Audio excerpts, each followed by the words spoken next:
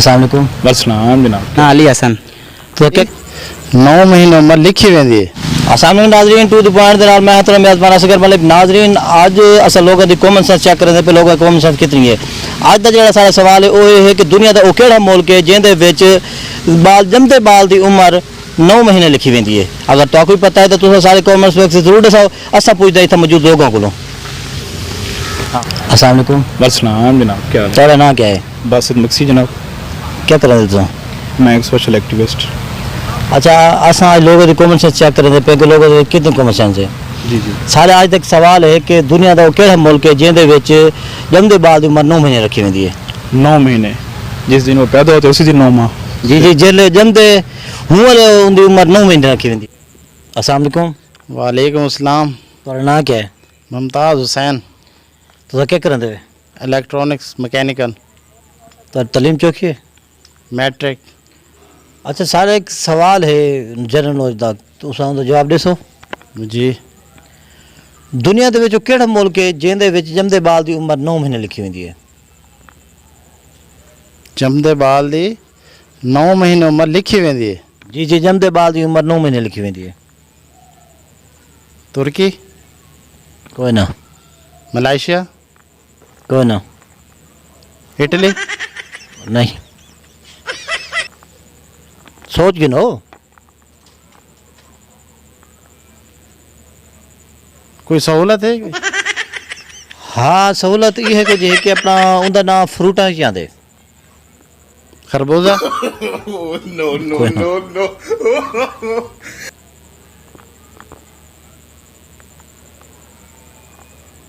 खीरा। खीरा फल तो क्या नहीं, खीरा सलाद है इस्तेमाल थे। सलाद इस्तेमाल क्या हो सी यार, मेरे को तो इंदा समझ नहीं आती आज तक। मैं तो कहने सुना फलों के चुंद ना है। तुम ये सोचो सही, फलों केड़ा ना है? अमरूद, कोई ना, तरबूज। कोई ना।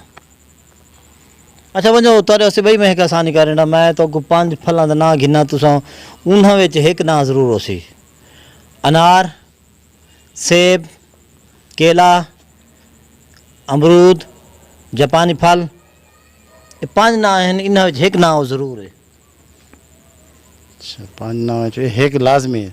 एक की ना जो ना है उनका समझो कि तारे सवाल का जवाब है। तकरीबन एक ही है, तकरीबन मेरी शक है। अस्सलाम वालेकुम। वालेकुम सलाम। तुम्हारा नाम क्या है? मेरा नाम अली हसन। तो क्या करें थे? मैं पढ़ता भी हाले दा फिलहाल। अच्छा, तो जनरल नॉलेज एक सवाल है तो जवाब दे सो। जी जी बिल्कुल डेसो इंशाल्लाह। मैट्रिक की हुई है। खैर है। अच्छा, सारा एक सवाल है कि दुनिया के विच वो केड़ा मुल्क है जिंदे जमदे बाल की उम्र 9 महीने लिखी वेंदी है।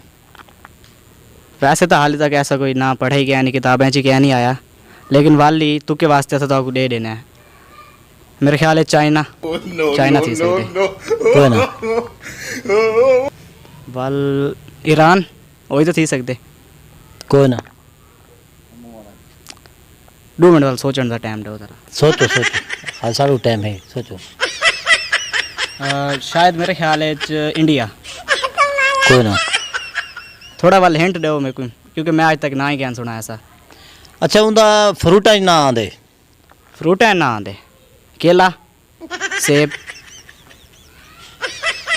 या मेरे ख्याल है अमरूद, कुर्बानी, जापानी फल, आड़ू। अच्छा, इंदे विच है ना कि जितने तो फ्रूटा ना गिते उनका ना इंदे विच है। उन्हें जो है कि उन्हें जो एक ना है तो इन्ना हुण 3 तुसा जवाब देने जिंदे विच एक ना ठीक होए। एक चांस है साढ़े को ते दसना ही सही है। हाँ, एक चांस है, आखिरी चांस। बिल्कुल। और तो 1 मिनट टाइम दो। सोचो। केले का ही नहीं आंदा, सेब का ही नहीं आंदा, आड़ू का ही नहीं आंदा, जापानी फल ना वो ही नहीं आंदा। जापानी फल यही है उसी मेरे ख्याल है। बाकी तो नहीं आंदे। केला ही नहीं आंदा, सेब ही नहीं, आड़ू ही नहीं आंदा, कशी नहीं आंदी। लास्ट दसाओ ना, लास्ट केड़ा? लास्ट जापानी फल। जापानी फल। जी जी रिवर थींदे ते मां सिवाय जापान दे जापान में बाल जीअं पैदा थींदे अगर वो 9 महीने हिकु ॾींहुं पैदा थिए त उनजी उमिरि उन ॾींहुं को काउंट थी वेंदी आहे। जापान वो वाहिद मुल्क है जंहिंजे विच ॼमंदे बाल की उमिरि 9 महीने को काउंट की वेंदी है। नाज़रीन उम्मीद करें ना तो आज का प्रोग्राम बड़ा अच्छा लगा सी, लिहाजा तो सारे चैनल को सब्सक्राइब करो, शेयर करो, कमेंट्स करो, लाइक करो ते बैल आइकन दी बटन और जो घंटे वाला बटन नहीं होंदा वो जरूर दबाए ताकि सारी हर नवी आने वाली वीडियो तक पहुँच सके। आज का जो सवाल है ना उनका जवाब जोड़ा है उनका जवाब ये है कि वो जापान वहद मुल्क है जिंदे विच जमदे बाल की उम्र 9 महीने लिखी वेंदी है। तो अपने मेज़बान असगर मलिक को इजाज़त। अल्लाह हाफिज़। पाकिस्तान जिंदाबाद।